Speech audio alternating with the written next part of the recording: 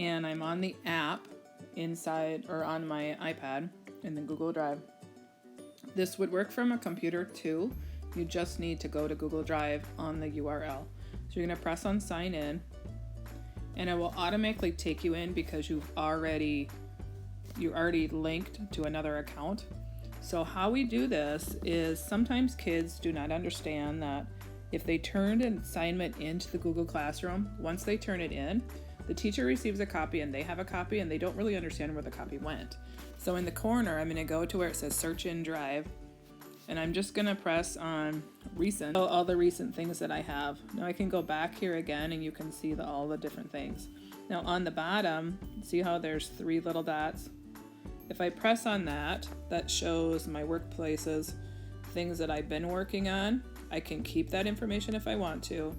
This is something that later this school year I'll explain to you a little bit better. Any files that have been shared with me, this is where they go.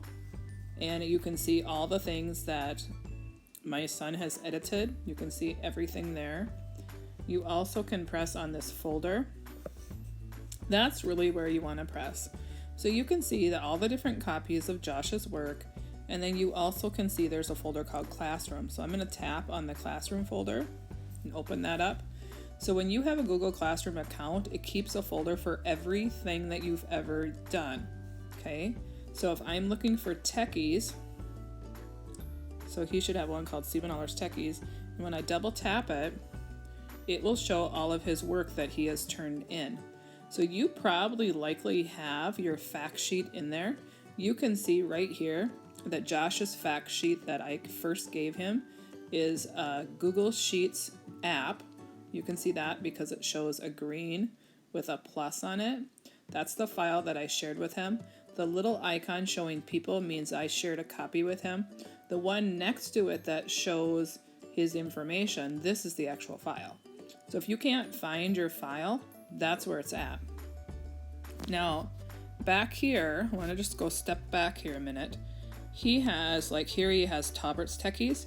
He can keep his file if he wants to. It has all of his work from last year if he wants to keep it. But if there's any things here that he doesn't want to keep, to get rid of it, all you have to do is press on these little 3 dots right here. Like here's a folder that I added him to this year to do some different Flipgrid work. If I want to get rid of this folder, I just press on these 3 dots and I press remove, and that is gone.